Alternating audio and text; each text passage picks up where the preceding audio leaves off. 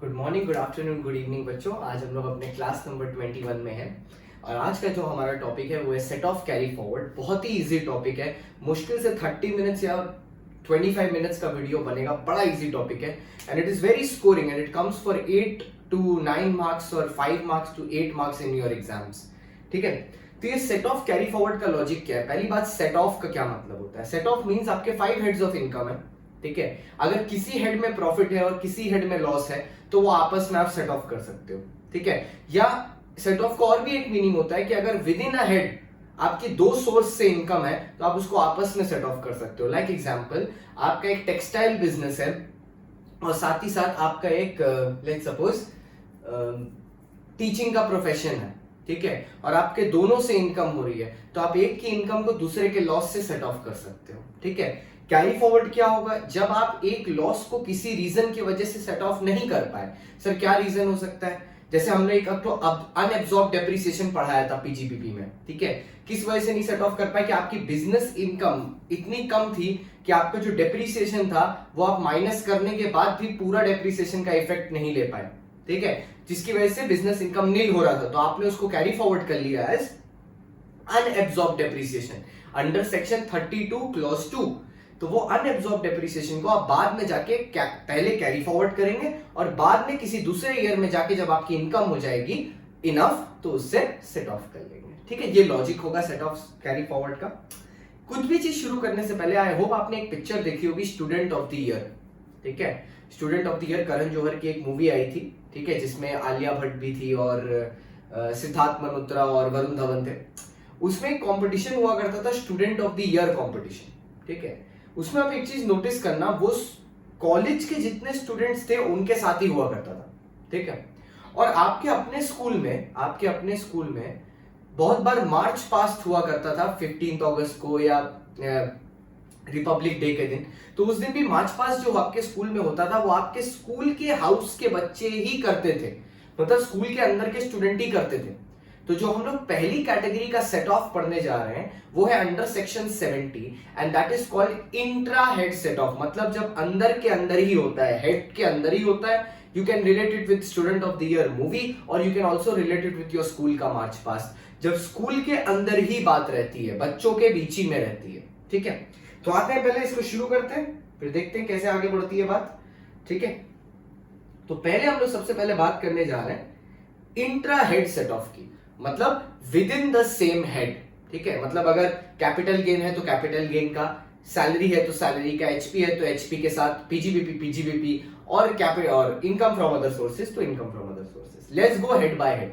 सबसे पहले जो लॉस होता है हाउस प्रॉपर्टी का।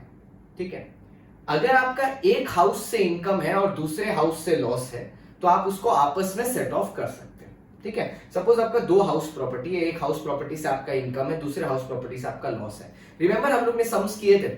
सपोज आपके दो हाउस प्रॉपर्टी है, एक लेट आउट है और दूसरा सेल्फ ऑक्यूपाइड है। दूसरा का सेल्फ ऑक्यूपाइड होने से आपका इनकम नेगेटिव है क्योंकि आपने इंटरेस्ट ऑन लोन पेमेंट किया है, आपने लोन लिया था घर के लिए। तो सपोज उसका इंटरेस्ट ऑन लोन के हिसाब से उसका इनकम है 2 लाख रुपए नेगेटिव। ठीक है, मतलब बेसिकली आपको लॉस हुआ है एक घर से, और दूसरे घर से आपका इनकम है 4 लाख रुपए। तो टोटल आपका इनकम टैक्सेबल कितना होगा? 4 lakh minus 2 lakh, 2 lakh is only taxable as income from HP.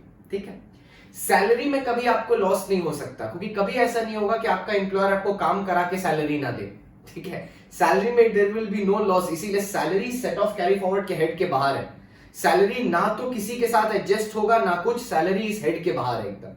ठीक है, सैलरी एडजस्टमेंट के लिए आएगा, अभी नहीं आएगा, बाद में आएगा। ठीक है, लेकिन विद इन अ हेड में बात सवाल ही पैदा नहीं होता। आप अगर 4 जगह भी काम कर रहे हो तो चारों जगह से आपको सैलरी मिलेगा।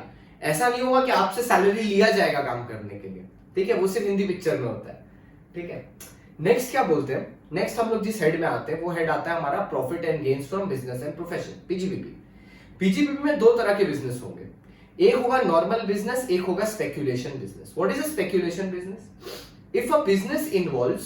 if any business involves trading in shares, if a business involves trading in shares and security, तो हम लोग उस तरह के बिजनेस को बोलते हैं स्पेक्यूलेशन बिजनेस। ठीक है, एक इंसान का 2 बिजनेस बिल्कुल हो सकता है, एक रिलेटेड टू स्पेक्यूलेशन बिजनेस, एक अदर देन स्पेक्यूलेशन बिजनेस। अब आप सुनो, अगर आपके दोनों बिजनेस नॉर्मल बिजनेस है, सपोज आप एक टेक्सटाइल कर रहे हो, एक टीचिंग कर रहे हो, दोनों का लॉस गेन आप आपस में सेट ऑफ कर सकते हो। लेकिन अगर स्पेक्यूलेशन बिजनेस का लॉस है तो वो सिर्फ स्पेक्यूलेशन बिजनेस की इनकम से ही सेट ऑफ होगा। अगर स्पेक्यूलेशन बिजनेस का लॉस है तो वो सिर्फ स्पेक्यूलेशन बिजनेस की इनकम से ही होगा। मान लो आपका एक बिजनेस है जिसमें आप शेयर ट्रेडिंग करते हो और आपका दूसरा बिजनेस है टेक्सटाइल का, तो अगर आपके शेयर ट्रेडिंग के बिजनेस में लॉस है, आप टेक्सटाइल के बिजनेस के प्रॉफिट के साथ इसको एडजस्ट नहीं कर सकते, वो नहीं होगा। लेकिन उल्टा हो सकता है, सपोज आपके स्पेक्यूलेशन बिजनेस में प्रॉफिट है, ठीक है, लेकिन आपके स्पेक्यूलेशन बिजनेस में प्रॉफिट है बट आपका जो नॉर्मल बिजनेस है उसमें लॉस है, तो क्या स्पेक्यूलेशन बिजनेस की इनकम से नॉर्मल बिजनेस सेट ऑफ हो जाएगा? हाँ। इवन एक बात याद रखना, इलीगल बिजनेस का लॉस भी लीगल बिजनेस की इनकम के साथ सेट ऑफ हो जाता है। इलीगल बिजनेस का भी लॉस लीगल बिजनेस की इनकम के साथ सेट ऑफ हो जाता है, इट इज अलाउड, ठीक है। तो नेक्स्ट हेड आता है हमारा कैपिटल गेन। कैपिटल गेन में एक बात याद रखना कि बड़ा भाई छोटे भाई को देगा लेकिन छोटे भाई से लेगा नहीं। बड़ा भाई छोटे भाई को देगा लेकिन छोटे भाई से लेगा नहीं। मतलब अगर आपका लॉन्ग टर्म कैपिटल लॉस है तो वो सिर्फ लॉन्ग टर्म कैपिटल गेन से ही एडजस्ट हो सकता है। अगर आपका लॉन्ग टर्म कैपिटल लॉस है तो वो सिर्फ लॉन्ग टर्म कैपिटल गेन से ही एडजस्ट हो सकता है। लेकिन अगर आपका शॉर्ट टर्म कैपिटल लॉस है तो वो शॉर्ट टर्म कैपिटल गेन से भी एडजस्ट हो सकता है और लॉन्ग टर्म कैपिटल गेन से भी हो सकता है। लॉन्ग टर्म बीइंग द बड़ा भाई, शॉर्ट टर्म बीइंग द छोटा भाई। बड़ा भाई दे देगा लेकिन छोटे भाई से लेगा नहीं, ठीक है। तो अगर बड़े भाई के पास प्रॉफिट है वो छोटे भाई का लॉस सेट ऑफ कर देगा, लेकिन अगर बड़े भाई के पास लॉस है तो छोटा भाई हेल्प नहीं कर सकता, ठीक है। इसके बाद हमारा नेक्स्ट हेड आता है income from other sources. Income from other sources में हम लोग ज्यादा इनकम नहीं, एक ही इनकम पे फोकस करते हैं, income from owning and maintaining race horses. But winning from lottery, winning from race horses, ये सब डायरेक्टली टैक्सेबल है। इनको अगर आपको कमाने के लिए कोई एक्सपेंस इंकर करना पड़ा है, विनिंग फ्रॉम लॉटरी या विनिंग फ्रॉम रेस हॉर्सेस, वो डिडक्टेबल नहीं है। ऐसा कर लो कि मान लो कि तुम्हारा लॉटरी में एक लॉटरी तुम खरीदे लॉस हो गया, एक लॉटरी खरीदे तुम प्रॉफिट हो गया, तो प्रॉफिट से आप लॉटरी का लॉस नहीं माइनस कर सकते। It is not allowed because it is casual income. Casual income is not allowed for expenses. लेकिन अगर आपको लॉटरी का एक पोर्शन जो आपने जीता एंड इट इज मैंडेटरी कि उससे कुछ हिस्सा आपको गवर्नमेंट को देना है, जैसे 20% गवर्नमेंट को देना है, ठीक है, तो टैक्स बाकी के 80% पे लगेगा। टैक्स बाकी के 80% पे लगेगा, उस 20% के हिस्से पे नहीं लगेगा, ठीक है। ये सबको हटाने के बाद जो बैंक इंटरेस्ट वगैरह ये सब जो नॉर्मल इनकम आती है वो सब आपस में सेट ऑफ हो सकती है, ठीक है, और एक दूसरे को भी सेट ऑफ कर सकती है। लेकिन ये जो owning and maintaining race horses है ये किसी दूसरी इनकम के साथ एडजस्ट नहीं होगा। मतलब अगर owning for maintaining race horses, मतलब ओनिंग मेंटेनिंग का होता है स्टेबल बना के रखना और उसमें घोड़ों को मेंटेन करना, अगर उससे कोई प्रॉफिट है तो सिर्फ owning from maintaining race horses की ट्रांजैक्शन की वजह से जो लॉस होगा वही उससे सेट ऑफ हो सकता है, दूसरी किसी के साथ नहीं कर सकते। सोचिए आपको बैंक पे इंटरेस्ट मिला, मतलब बैंक में आपने एफडी कराया था, उस पर आपको इंटरेस्ट मिला 20,000, तो और owning and maintaining race horses की वजह से आपका लॉस हुआ 80,000, तो आप 80,000 को 20,000 से एडजस्ट नहीं कर सकते, वो 80,000 अलग है, 20,000 विल बी टैक्सेबल, ठीक है। तो ये मैंने आपको इंट्रा हेड की कहानी सुनाई, ठीक है। एक बार कहानी देख लेते हैं। बोलता है intra head set off is allowed, there are some exceptions like long term capital gain will not be adjusted with short term capital gain, sorry, long term capital loss will not be adjusted with short term capital gain, speculation business loss adjust नहीं किया जाएगा normal business की income से, OMRH loss भी adjust नहीं होगा normal दूसरे किसी इनकम से, सिर्फ OMRH गेन से ही होगा, और 35 AD का लॉस, हाँ ये एक मेरे को और बोलना था, 35 AD का लॉस, एक 35 AD होता है, हम लोग ने पढ़ा था पीजीबीपी में, याद है, 14 बिजनेसेस। अगर उस 35 AD के बिजनेस में आपको कोई लॉस हुआ है, उससे सिर्फ 35 AD का गेन ही उसको सेट ऑफ कर सकता है। ये बात मैंने पढ़ाते समय जब मैं पीजीबीपी पढ़ा था तभी भी बोली थी कि 35 AD के बिजनेस में अगर आपको प्रॉफिट हुआ है और 35 AD के बिजनेस में लॉस हुआ है तो ही आपस में सेट ऑफ हो सकता है, वरना नहीं होगा, वरना आपको वो लॉस को कैरी फॉरवर्ड करना पड़ेगा। कैरी फॉरवर्ड क्या होता है मैं बताऊंगा बाद में। अच्छा, अब हम लोग क्या चीज में आए, अब हम लोग आए इंटर स्कूल टूर्नामेंट में, ठीक है। जब इंटर स्कूल फुटबॉल होता है तो दो डिफरेंट स्कूल्स की टीम आके खेलती है, तो अब हम लोग क्या करेंगे, एक हेड से दूसरे हेड को सेट ऑफ करने की कोशिश करेंगे। एक हेड से दूसरे हेड को सेट ऑफ करने की कोशिश करेंगे। नॉर्मली ऐसे समझ लो सब हेड आपस में सेट ऑफ हो जाएंगे। मैं आपको एक्सेप्शंस पढ़ा देता हूं। जैसे सैलरी, पहले एचपी में पढ़ते हैं। एचपी में हाउस प्रॉपर्टी का लॉस आप किसी भी हेड की इनकम से सेट ऑफ कर सकते हो। हाउस प्रॉपर्टी का लॉस आप किसी भी हेड ऑफ इनकम से सेट ऑफ कर सकते हो, कोई प्रॉब्लम नहीं है। लेकिन मैक्सिमम कितना सेट ऑफ कर सकते हो? Up to ₹2 lakh. मैक्सिमम कितना सेट ऑफ कर सकते हो? Up to ₹2 lakh. मतलब क्या है? सुनो, जैसे मान लो यहां एक्सेल में देखते हैं।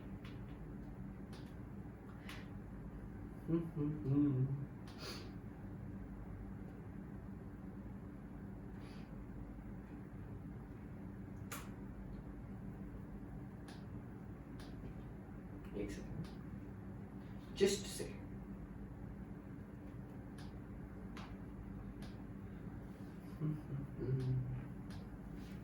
ठीक है।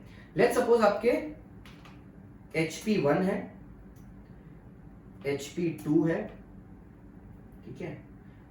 पहले हाउस प्रॉपर्टी से आपका नेगेटिव ₹2 लाख का इनकम है, ठीक है। नेक्स्ट हाउस प्रॉपर्टी से आपका गेन है लेट्स सपोज 5 लाख, ठीक है। Let's take case 1, case 2, case 3। Case 1, obviously case 1 के केस में ये इंट्रा हेड ही हो जाएगा, ठीक है। केस 1 के केस में ये इंट्रा हेड ही हो जाएगा and your net income will be equal to 3 lakh which is taxable, ठीक है। केस 1 के केस में, ठीक है। Now let's take case 2। Case 2 के लिए, ठीक है, हम लोग कुछ चेंजेस कर देंगे यहां पे। केस 2 में क्या हुआ है, जो आपका HP2 है, जो आपका HP2 है उसमें है आपकी इनकम ओनली 1,20,000, ठीक है। एक बात याद रखिएगा, 70, 71, 72 हम लोग न्यूमेरिकली ऑर्डर में जाएंगे। जिस ईयर में आपको लॉस हुआ है आप पहले कोशिश करेंगे with in a head set of करने की, ठीक है।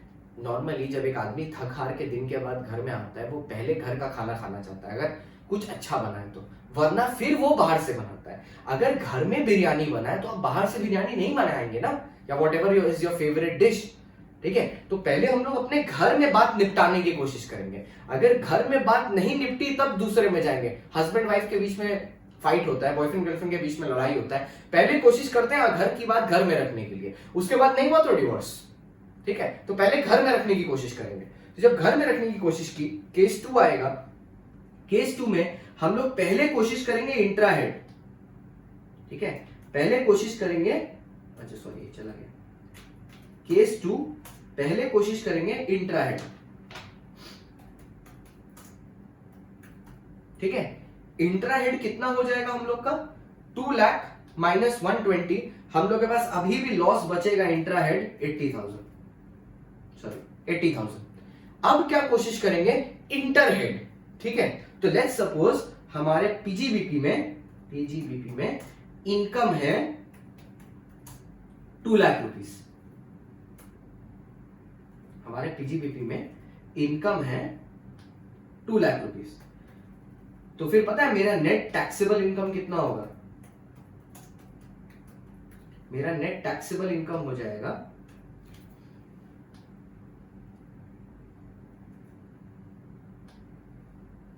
मेरा टैक्सेबल इनकम हो जाएगा 1,20,000, ठीक है। केस 3, केस 3 अज्यूम करते हुए हम लोग को लॉस को थोड़ा सा बढ़ाना पड़ेगा, ठीक है। लेट्स सपोज मेरा लॉस यहां पे है 5 लाख, ठीक है। 5 लाख मेरा लॉस है, 5 लाख। अभी भी मैं पहले इंट्रा हेड करूंगा, पहले इंट्रा हेड करने के बाद मेरे पास कितना बच जाएगा? 5 लाख माइनस 120,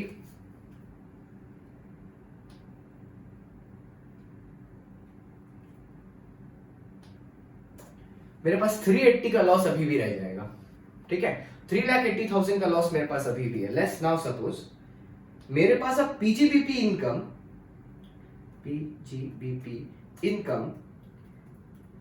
है 3 लाख। अब बिफोर द फिनेंस एक्ट 2019 मैं क्या करता, बिफोर, अच्छा छोड़ो ये मैं बिफोर नहीं पढ़ा था, फालतू आपके दिमाग में कंफ्यूजन होगा, मैं आपको एग्जैक्ट अभी पढ़ा देता हूं क्या है। अभी क्या बोलता है कि maximum of inter head, intra आप कितना भी कर सकते हो, इंट्रा आप कितना भी कर सकते हो, मैक्सिमम इंटर हेड आप जितना एडजस्टमेंट कर पाओगे, ठीक है, जितना एडजस्टमेंट कर पाओगे लॉस का एचपी का, वो है maximum up to 2 lakh rupees, that's it. तो यहां पे हम कितना एचपी लॉस माइनस कर पाएंगे, एचपी लॉस हम माइनस कर पाएंगे मैक्सिमम रुपीज 2 लाख। तो मेरा टैक्सेबल इनकम कितना होगा, my taxable income will be equal to 3 minus 2, my taxable income will be equal to 1 lakh, ठीक है। और हमको जो बाकी बचा हुआ लॉस 1,80,000 है उसको फ्यूचर में कैरी फॉरवर्ड करना पड़ेगा, ठीक है। This is as per the new amendment that HP loss can be set off with any other head only maximum up to rupees 2 lakh. अब आपके दिमाग में एक क्वेश्चन है, क्या sir HP loss within the HP head 2 lakh से ऊपर हो सकता है, कितने भी हो सकते हैं, चलो वो भी एग्जांपल देखते हैं। सर लेट्स सपोज यहां पे जो दूसरे एचपी में प्रॉफिट था वो था 250, ठीक है। तो सर फिर ये थर्ड वाला आंसर कैसे चेंज करेगा, यहां पे ना 250 बच जाएगा, ठीक है। तो अब आप कितना 2 माइनस कर पाओगे यहां से, ठीक है, 2 लाख, तो 1 लाख बचा और प्लस 1 लाख आपका अभी भी टैक्सेबल होगा and 50,000 you can carry forward आगे, ठीक है। तो यहां पे कोई रिस्ट्रिक्शन नहीं है, ठीक है, मतलब ये इंटर हेड वाले में नो रिस्ट्रिक्शन, ये येलो वाले में कोई रिस्ट्रिक्शन नहीं है, रिस्ट्रिक्शन यहां पे रेड वाले में, ठीक है। रिस्ट्रिक्शन दूसरे के पास है, अपने घर में आप कुछ भी कर सकते हो। इसे देखो नॉर्मली सोचो, तुम लोग जब बच्चे लोग को मम्मी पापा दूसरे के घर में लेके जाता है तो कितना इंस्ट्रक्शन देता है, वहां जाके बदमाशी मत करना, दूसरे के सामान को हाथ मत लगाना, लेकिन अपने घर में इतना इंस्ट्रक्शन नहीं देता जब कोई आ रहा होता है तो, ठीक है, क्योंकि तुम्हारा घर तुम्हारा है और ये तुम्हारे हिसाब से चल रहा है, ठीक है। तो आप अपने घर के अंदर कितना भी माइनस कर सकते हैं, जब दूसरे के घर में जाएंगे तो maximum up to rupees 2 lakh only. Let's come back, ठीक है।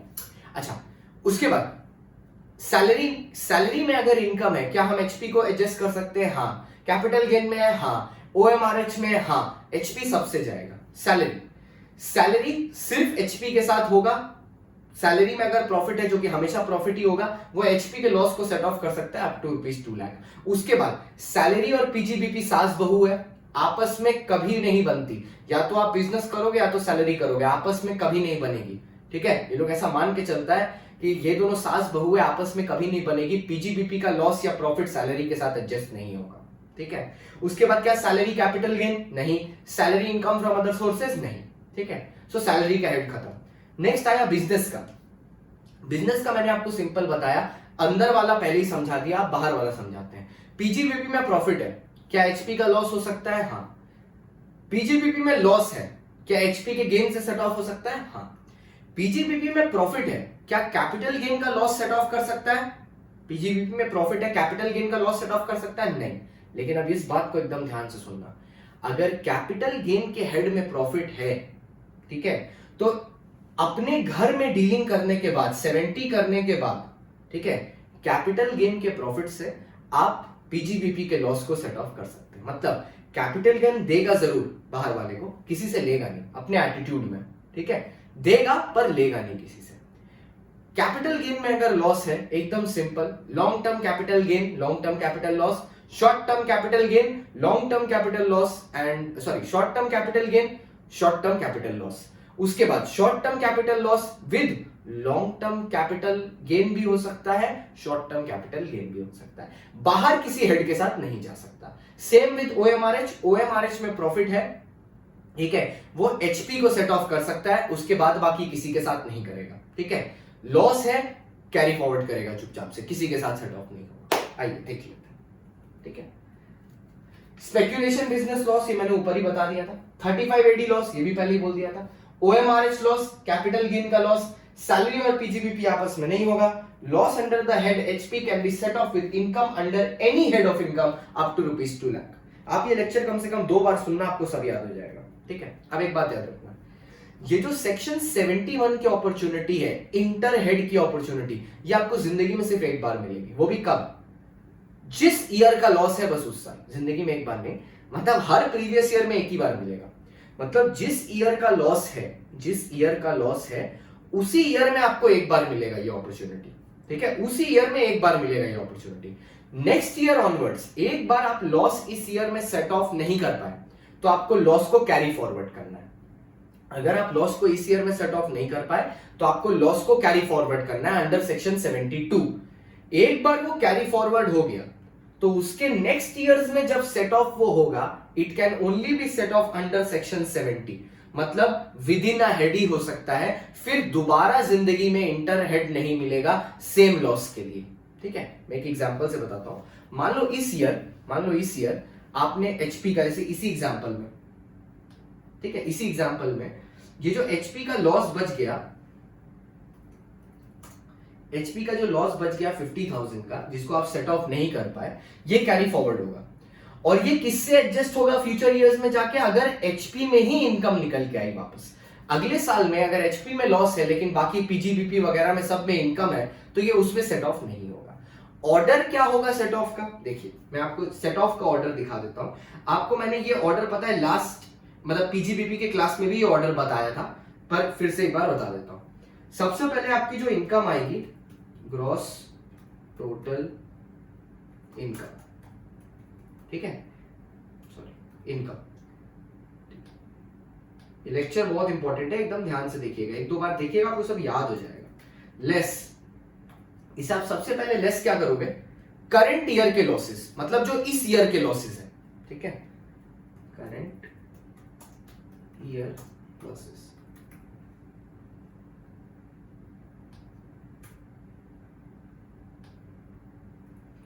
सबसे पहले आप करंट ईयर लॉसेस हटाओगे, ठीक है। उसके बाद क्या लेस करोगे? लेस ब्रॉट फॉरवर्ड लॉसेस,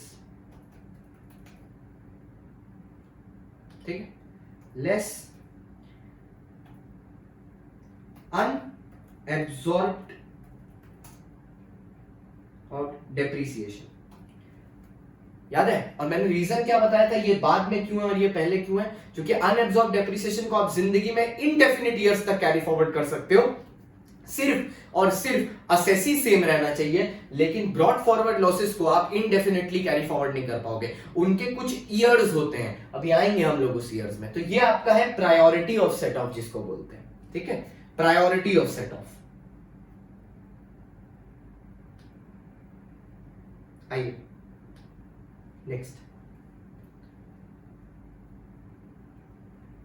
ठीक है, ये देखिए section 71 is only in the current year of occurrence of loss, once carry forward under 72, next year onwards only we have two options, या तो नेक्स्ट ईयर इनकम आई तो set off कर दो, वरना फिर से उसको कैरी फॉरवर्ड कर लो। एक बात याद रखना, कैरी फॉरवर्ड तभी होगा जब सेट ऑफ नहीं हो पाया। आप अपनी मर्जी से नहीं बोल सकते कि हम इस ईयर में नहीं माइनस करेंगे, नेक्स्ट ईयर में करेंगे। You have to do it if there is income in the next year, ठीक है। नेक्स्ट, अच्छा अब ये कुछ कैरी फॉरवर्ड दिखाएगा। ये बोलता है 71B के हिसाब से loss under the head HP can be set off only up to 2 lakh, और जो रेस्ट है can be carried forward up to a period of 8 assessment years.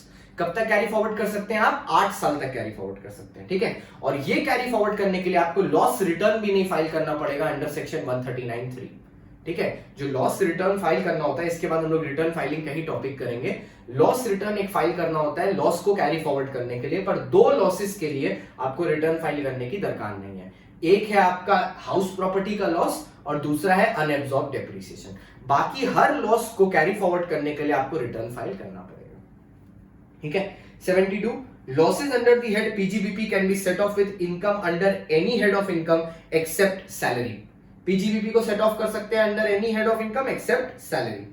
Carry forward for 8 years, carry forward even if business has been discontinued but the assessee should remain the same. ये बात याद रखिएगा, business अगर हमने बंद भी कर दिया ना तो भी हम लॉस को कैरी फॉरवर्ड कर सकते हैं, बट एक बात याद रखिएगा, बस असेसी सेम होना चाहिए, ठीक है। 8 ही ईयर्स तक कैरी फॉरवर्ड कर सकते हैं। हालांकि एक एक्सेप्शन है, सोच लो आप बिजनेस कर रहे थे और बीच में कोई नेचुरल कैलामिटी हो गया as per section 33 of the income tax act, और उसकी वजह से आपको कंपनी या बिजनेस बंद करना पड़ा।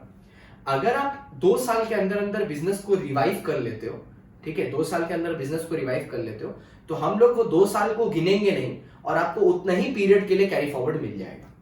ठीक है, आपको कितना पीरियड, जैसे मान लो अगर 2 साल हो गया था तुम्हारा कैरी फॉरवर्ड को, उल्टा आपको फ्रेश 8 ईयर्स मिलेंगे। मैं बताता हूं कैसे। मान लो आपका 2 साल हो गया था कैरी फॉरवर्ड करते करते और फिर वो नेचुरल कैलामिटी हिट किया आपको और सेक्शन 33 के तहत आपको बिजनेस बंद करना पड़ा, and then you revived your business within 2 years. So actually think you have wasted 4 years, बस ऐसा नहीं होगा, you will get a fresh period of 8 years. Same is with amalgamation and demerger. अगर amalgamation हुआ है, अगर amalgamation हुआ है, नॉट विद डीमर्जर, सॉरी, अगर अमालगमेशन हुआ है, 2 कंपनी मिल गई है, तो जो नई कंपनी है उसको जिस दिन से अमालगमेशन हुआ है उस ईयर से फ्रेश पीरियड ऑफ 8 इयर्स मिलेगा। लेकिन ऐसा डीमर्जर में नहीं है। क्यों है पता है? क्यों जानना जरूरी है?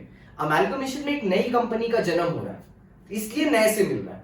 डीमर्जर में क्या हो रहा है, आप अपना ही एक एस्टैब्लिशमेंट तोड़ के अलग निकाल रहे हो। लाइक फॉर एग्जांपल टाइटन है, टाइटन जो वॉचेस है, टाइटन उसका एक ब्रांड है तनिष्क। ठीक है, तनिष्क इज फॉर ज्वेलरी, तो टाइटन क्या किया, तनिष्क को अलग कर दिया। Now this is demerger. ठीक है, बट दोनों एंटरप्राइज पहले तो एक ही थी, पुरानी ही तो है, नई तो नहीं है, तो इसलिए इनको लॉसेस कैरी फॉरवर्ड का फ्रेश ईयर नहीं मिलेगा, उतना ही ईयर मिलेगा जितना रिमेनिंग है। ठीक है, पर अमालगमेशन के केस में since a new company is coming into existence, we will give it fresh period of 8 years. ठीक है, same is with business which is lock down for some period, बंद कर दिया है कुछ पीरियड के लिए, and is revived as per section 33।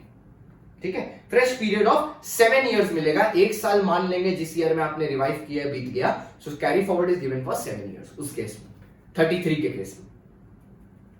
ठीक है, अब 72 में मैंने असेसमेंट ईयर लिख दिए। जैसे कैपिटल गेन का लॉस आप 8 साल तक कैरी फॉरवर्ड कर सकते हो, पीजीबीपी के नॉर्मल बिजनेस का लॉस आप 8 साल तक कैरी कर पाओगे, स्पेक्यूलेशन का सिर्फ 4 साल होगा, हाउस प्रॉपर्टी का 8 साल कर सकते हो, रिटर्न फाइल करने की दरकार नहीं है। इनकम फ्रॉम अदर सोर्सेज का, अच्छा यहाँ पे ना एक और लिखना था मेरे को, 35 AD, तो यहाँ पे आप लिख लेना 35 AD, अगर आपने इसको प्रिंट करवाया तो 35 AD के केस में इनडेफिनिट है, आप इनडेफिनिट कैरी फॉरवर्ड कर सकते हो। Same is with unabsorb depreciation, you can carry forward it indefinite, दोनों इनडेफिनिट है। House property 8 income 8 assessment years, and OMRH का जो लॉस होगा, owning and maintaining race horses का, उसको भी आप सिर्फ 4 साल के लिए कैरी फॉरवर्ड कर सकते हो एज पर सेक्शन 74B।